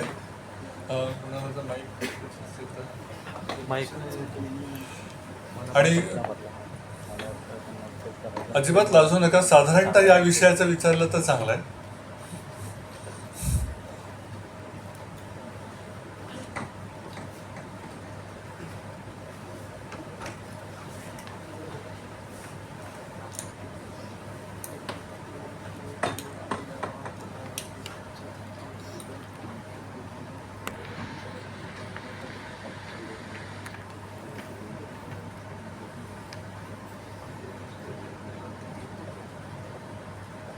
नुसतं जोरात विचारलं तरी चालेल, मी रिपीट करेन. Sir, I have a question. जसं AI आता खूप साऱ्या फील्ड्समध्ये लाईक खूप सारे जे रेपिटेटिव्ह ॲक्शन्स आहेत ते सगळे AI करतो आता. तर एक फील्ड आहे सायबर सिक्युरिटी. अँड सायबर सिक्युरिटीमध्ये आतापर्यंत मला तर नाही माहीत की AI किती म्हणजे किती टास्क तो करतो. But what are the chances की सायबर सिक्युरिटीमध्ये पण ए आय टेक ओव्हर करू शकतो किंवा जे म्हणजे ह्युमन वर्क्स जो आहे ते ए आय घेऊ शकते? बिकॉज सायबर सिक्युरिटी एक अशी फील्ड आहे जे की म्हणजे आताचे जे इंजिनिअरिंग करणारे जे स्टुडंट्स आहेत त्यांच्यासाठी म्हणजे खूप सारे ऑप्शन्स आहेत, तिथे स्कोप आहे. जे महत्त्वाचा प्रश्न आहे, सायबर सिक्युरिटी एकदम इमर्जिंग फील्ड आहे आणि तिथं अजूनही ह्युमन एक्सपर्टीज याला तोड नाही. पण तरीही ए आय इन सायबर सिक्युरिटी हा फील्ड निर्माण झालेलंच आहे. बाय द वे पुण्यात पण सायबर सिक्युरिटी रिलेटेड काही मीटअप्स आहेत. meetup.com जायचं, सायबर सिक्युरिटी म्हणायचं आणि त्याचे मीटअप्स म्हणजे काय, दर साधारणतः विकेंडला एखादं सेशन अवेलेबल असतं त्यांचं, फ्री टू जॉईन वगैरे. तर त्याला जॉईन व्हायचं. तर त्यांच्याकडे ए आय इन सायबर सिक्युरिटी, साधं उदाहरण घेऊया आपण. जनरली काय असतं, सिक्युरिटी म्हणजे काय, काहीतरी ॲनॉमलियस बिहेवियर आहे. तर माझ्याकडे खूप लॉग्स आहेत, कम्प्युटरचे, कम्प्युटर रनिंगचे. त्यातनं एखादी अनॉमली डिटेक्शन जर ए आय करून देत असेल तर तो माझ्यासाठी ट्रिगर ठरतो की बाबा रे ही ॲक्शन इथंच काहीतरी चुकीची सुरू झालेली आहे. That can lead to fraud. जसं क्रेडिट कार्डमध्ये फ्रॉड डिटेक्शन असतं तसं कम्प्युटर नेटवर्क्सच्या लॉग्समध्ये तुम्हाला ते डिटेक्ट करता येऊ शकतं की काहीतरी चुकीच्या आय पीमधनं गोष्टी यायला लागलेल्या आहेत. साधं उदाहरण दिलं, पण A I in cyber security definitely होत आहे. पण ह्युमन एक्सपर्टीज जास्त लागणार आहेत, कारण का as you can see the wars that are getting done नाव are not just physical ones. There will be cyber wars also. So we will need cyber soldiers also.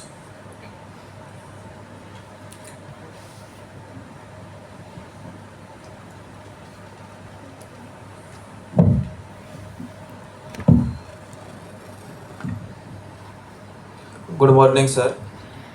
So my question was that do you think that in the age of AI, doing the masters in economics, whether it could be MA in economics or MSc economics, is a good career choice? Because the most part of it is concerned with the decision making, such as the game theory, queen theory, or the related to the statistics.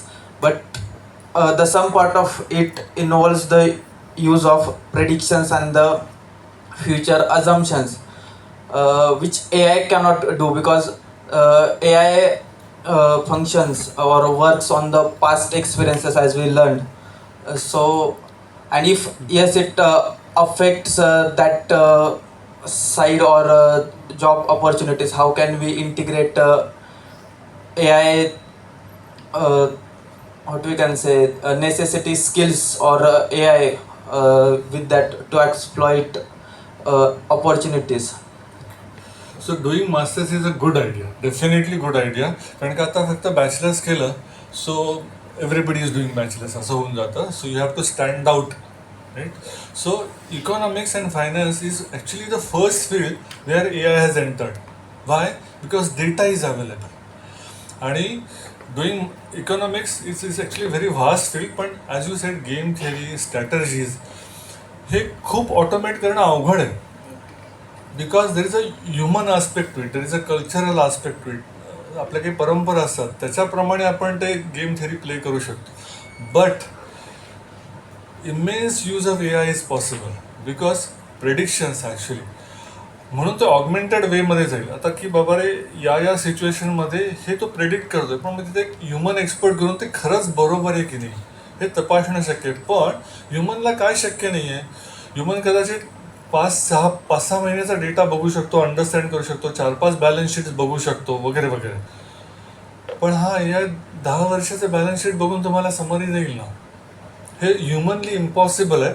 So human plus A I म्हणजे आपलं डोकं लावायचंच त्याच्यावर, आणि then you have to use it in assistive way.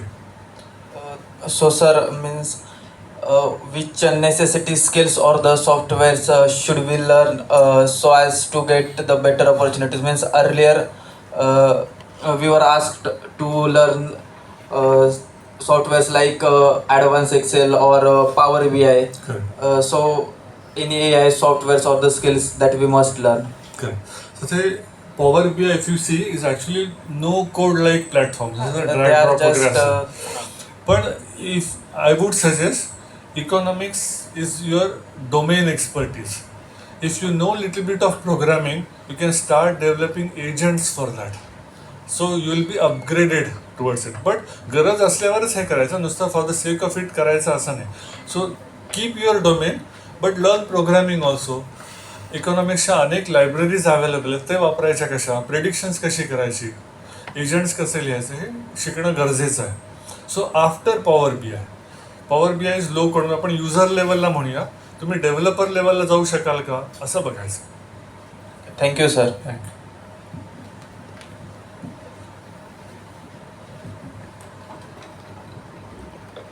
Good morning sir.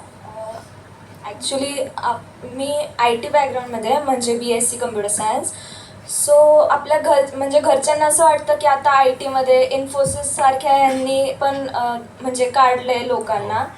So त्यांना असं वाटतं की अरे तू IT बॅकग्राऊंडमध्ये तर तुझं काय करिअर म्हणजे असं फिक्स नसतं करिअर.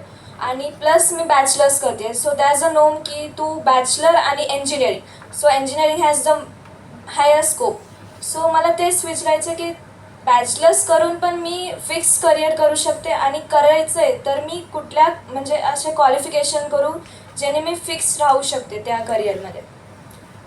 आता या काळात फिक्स करिअर विसरून जायचं. सगळ्यांनी 2-1 वर्षांनी 5-1 वर्षांनी जॉब बदलायला लागतं, डोमेन वेगळं येतं. फक्त काय कायम राहील, तुम्हाला अल्गोरिदम्स लिहिता येतात. तर आत्ता तुम्ही बॅचलर्स आहात तर एक चांगली इंटर्नशिप मिळते का बघायचं. पैसे नाही मिळाले तरी चालेल, पण एखाद्या प्रॉब्लेमसाठी कुठल्या तरी हॉस्पिटलमध्ये इंटर्नशिप मिळते का, फायनान्स कंपनीत मिळते का असं बघायचं आणि त्यांच्यासाठी सॉफ्टवेअर डेव्हलपमेंट करायची. आता 2 वर्ष समजा राहिली असतील, 1 वर्ष राहिलं असेल, समजा नोकरी नाही लागली तर कोणाकडे जाऊन फुकट काम करायचं. फक्त आपलं डोमेन बिल्ड करणं सगळ्यात महत्त्वाचं आहे. ते डोमेन असं समजा फायनान्स आहे, मी कुठल्या तरी बँकेचे काही प्रॉब्लेम्स सॉल्व्ह करायला आलो तर ते मला त्याची टर्मिनॉलॉजी कळायला लागते. तिथं कस्टमर काय विचारतो, काय प्रॉब्लेम्स घेऊन येतो, हे सगळं कळायला लागतं. एकदा का डोमेन कळायला लागला की मग तुमची करिअर बिल्ड होते. फक्त ITनी करिअर बिल्ड होणं अवघड आहे.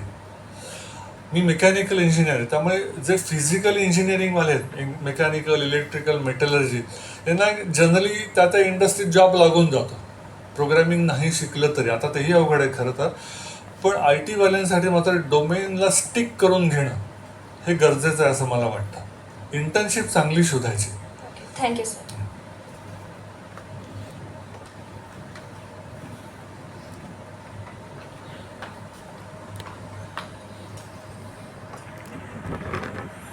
Hello sir, I am studying CS as the first year. So should I change the career field as a education from AI? Is it affect to jobs perspective, or should I learn the AI courses like languages there, LLM? Okay. So my suggestion always is keep your CS as is, and do AI as a minor or on your own.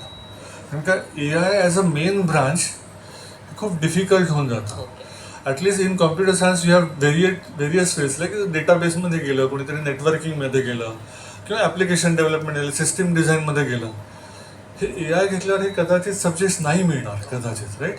So AI as another subject म्हणून treat करायचं. So see if you can do minor in data science or AI, but not the main branch. Main branch कोणासाठी, जे PhD करणार आहेत ना त्यांना AIची PhD चालू शकेल. बॅचलर्स लेवलला नाही करावं असं वाटतं. Thank you sir.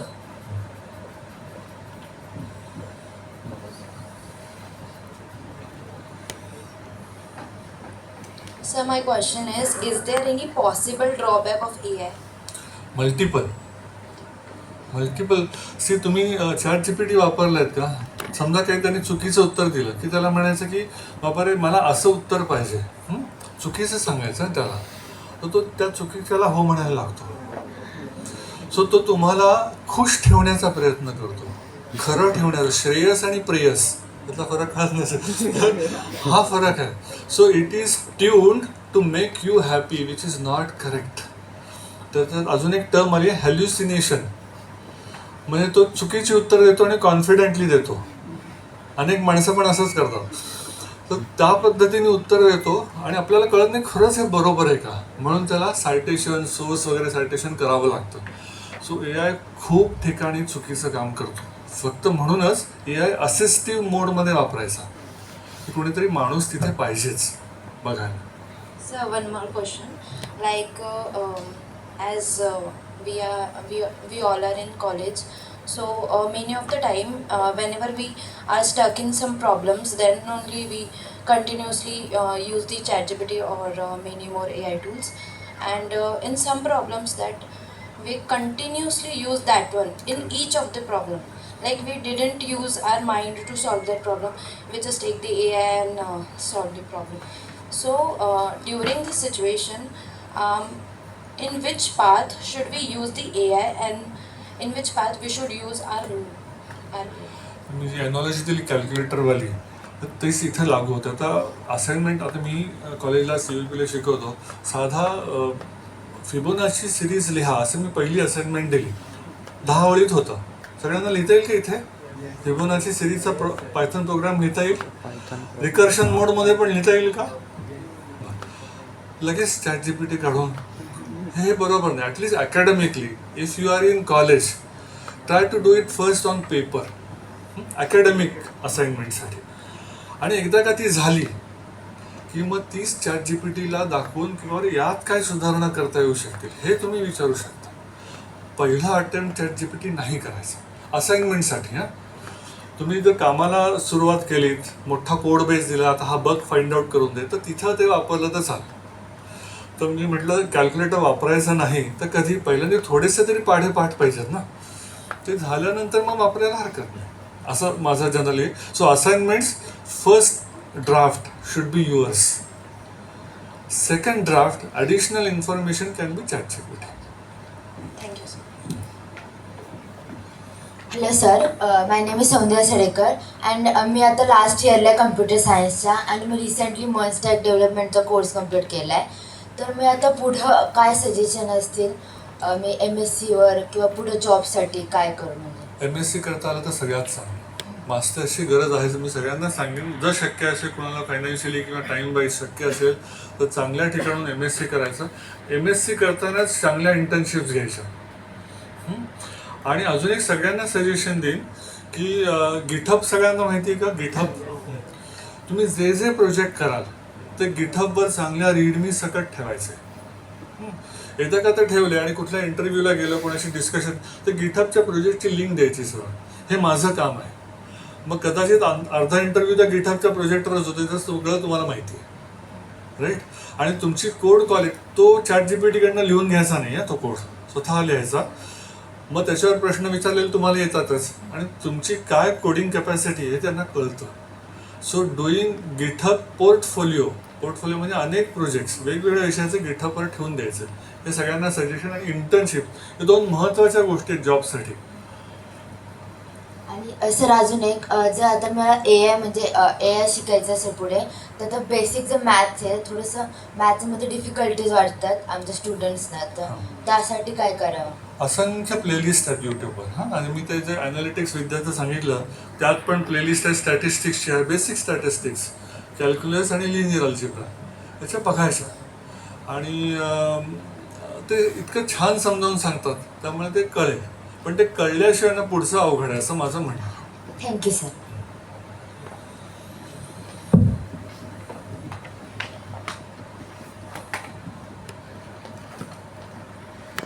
सर माझं नाव धीरज मलगुणे. सर मी आत्ता सेकंड इयरला आहे, कम्प्युटर इंजिनिअरिंग करतो आहे BTech. तर सर माझा प्रश्न असा होता, आता सध्याला आम्ही जे हॅकेथॉन्स देतो, कॉम्पिटिशन्स देतो भरपूर, तर तिकडं सगळं आम्ही वाईब कोडिंग करतो, म्हणजे AI यूज करतो. फुल म्हणजे 100% वाईब कोडिंग यूज करतो, AIs यूज करतो.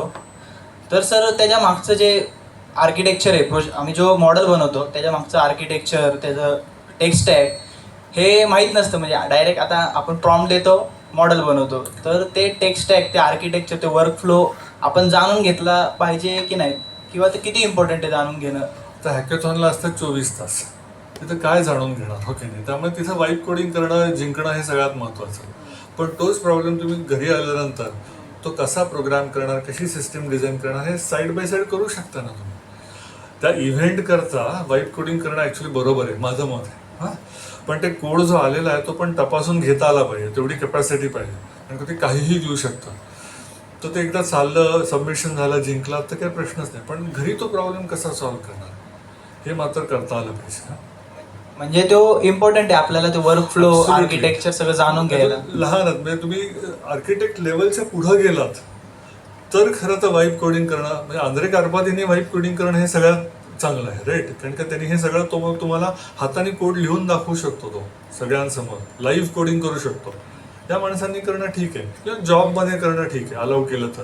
स्टुडंट म्हणून पहिल्यांदा नाही करायचं. हॅकेथॉनसाठी अगेन आय सेड ओके, कारण का तो इव्हेंट आहे.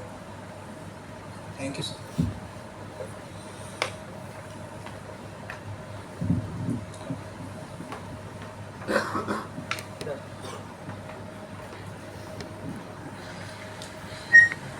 Hello sir, good morning. Sir, A आयमध्ये आता आपण एक्सप्लेन करताना बऱ्यापैकी डेटाचा उल्लेख झाला. तर डेटा आपल्याला स्टोअर करण्यासाठी मेमरी पाहिजे असते आणि मेमरी पाहिजे असते म्हणजे तिचा यूज जास्त झाला की तिची कॉस्ट वाढते आणि कॉस्ट वाढली मग ते कंपनीला अफोर्डेबल असेल का सॉफ्टवेअर कंपनीला की मग ते तेवढ्या प्रमाणात म्हणजे यूज करणं त्या काळामध्ये अफोर्डेबल असेल की परत डेव्हलपरची त्यांना गरज भासू शकते. थोडेसे वेगळे मुद्दे आहेत. डेटा इंजिनिअरिंग किंवा डेटा स्टोअर करणे तो वापरणे it is a must activity. आणि ते कसं आहे, तुम्ही काय तुमच्या डेटा सेंटरमध्ये लोकल ऑन प्रेम म्हणतात तसं स्टोअर करायला पाहिजे असं काही नाही. क्लाउडवर स्टोअर करता येतो. जसा डेटा वाढेल तसे पे पर यूज पैसे देता येतात. पण ॲक्च्युली डेटा हे लायबिलिटी म्हणजे बोझं न म्हणता ती तुमची पॉवर आहे. तुमच्याकडे डेटा आहे इटसेल्फ इज अ पॉवर असं समजून त्याच्यावर काम केलं पाहिजे. तो डेटा विकता पण येऊ शकतो. तुम्हाला जर काही वापरता आला तर विकून पैसे कमावता येऊ शकतात बेसिकली. सो डेव्हलपमेंट तर लागेलच, म्हणजे डेटा सोडून देऊन डेव्हलपमेंट करतील असं वाटत नाही. काही रेअर गोष्टी आहेत रिसर्च लेवलला किंवा रिइन्फोर्समेंट लर्निंगला खूप डेटा लागत नाही. तिथं मात्र ह्युमन डेव्हलपमेंट खूप लागते, डेटा कमी लागतो. पण हे जे सुपरवाइज लर्निंग म्हटलं मी तर डेटा हमखास खूप लागतो आणि तो असणं चांगलं. You pay for it, that is better. Okay. आणि सर, क्लाउडवरती आपल्याला पाहिजे तेवढा डेटा सध्या अवेलेबल आहे का? म्हणजे कुठल्या प्रकारचा जर आपल्याला प्रॉब्लेम सॉल्व्ह करायचा म्हटलं तर प्रत्येक प्रॉब्लेम हा 100% सॉल्व्ह होईल का आपला डेटा? नाही. आता आपल्याकडे डेटा म्हणजे काय, कुठला तरी सेन्सर आहे, कुणीतरी टाईप केलेला आहे म्हणून तर तुम्हाला मिळाला. तर तुमचा असा विषय असेल जो कोणी पाहिलेलाच नाही. एखादी आपल्याकडे डायलेक्ट असेल, बोली भाषेचा तुम्ही ट्रान्सलेटर लिहायचा पण तो बोली भाषेचा डेटाच नाही आहे, तर कसा ट्रान्सलेटर बनवणार? तो सगळ्याचा डेटा अवेलेबल आहे का? तर नाही, पण बऱ्याच गोष्टींचा आहे. तर तुम्हाला साईट सांगतो, गुगल डेटा सेट्स किंवा UC अर्वाईन नावाची युनिव्हर्सिटी, त्याच्याकडे बरेच डेटा सेट्स आहेत. अकॅडमिक कामासाठी ते इनफ आहेत. थँक्यू.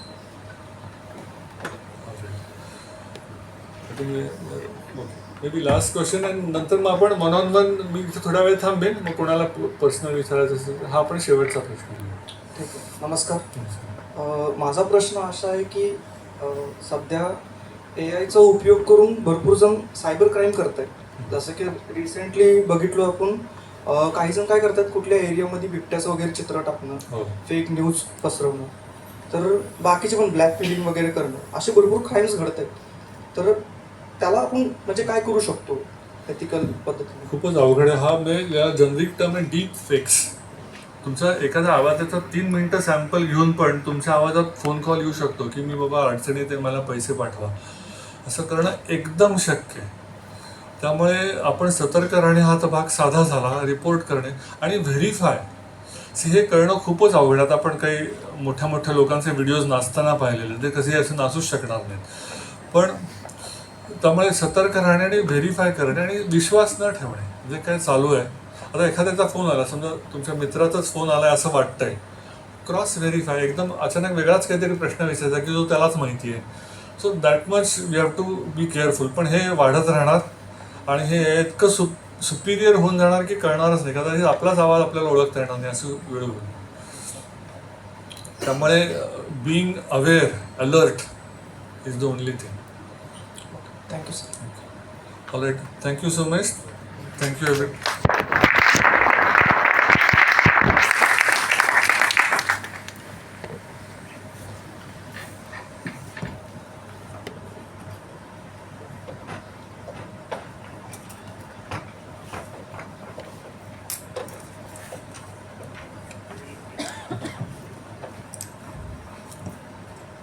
सर, खरंच सांगायचं तर आजचं सत्र फक्त माहितीपूर्ण नव्हतं, तर डोळे उघडणारं होतं. AI बद्दल अगदी सुरेख अनुभव देणारा, खूप स्पष्ट, छान, प्रॅक्टिकल आणि फ्युचर ओरिएंटेड मार्गदर्शन केल्याबद्दल आपले मनपूर्वक आभार.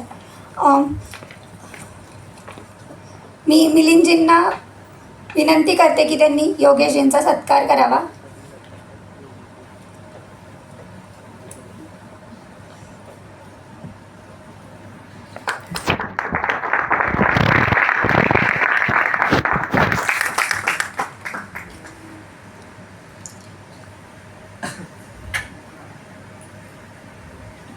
धन्यवाद मिलिंदजी, धन्यवाद योगेशजी. मी मिलिंदजींना विनंती करते की त्यांनी आभार प्रदर्शन करावे.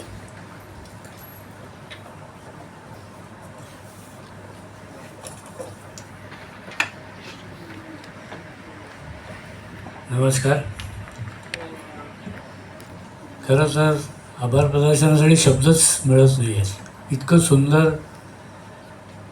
लेक्चर मी सुद्धा अनेक वर्षांनी ऐकलं.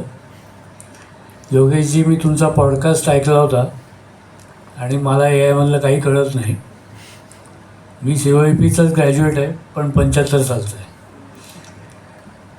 आणि आमच्या इंडस्ट्रीमध्ये मॅन्युफॅक्चरिंगमध्ये AIने अजून तरी काही घोळ घातलेले नाही आहे.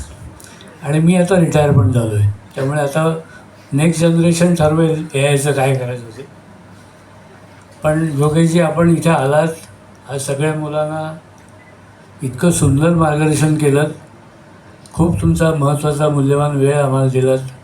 आमची ही मुलं सगळी खूप कष्टाळू आहेत. त्यांच्यासाठी जे जे करता येईल ते आपण करत असतो सेवासहयोगतर्फे. मनपूर्वक आभार.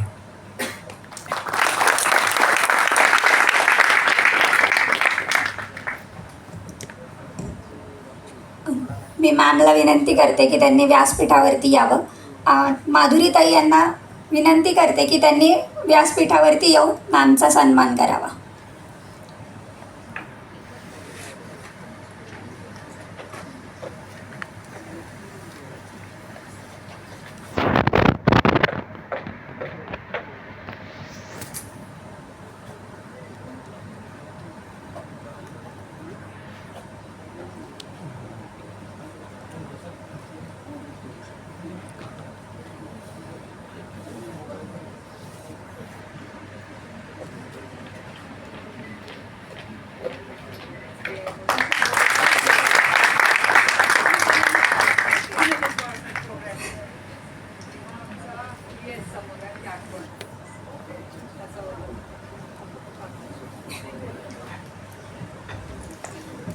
Thank you ma'am. थँक्यू माधुरीताई.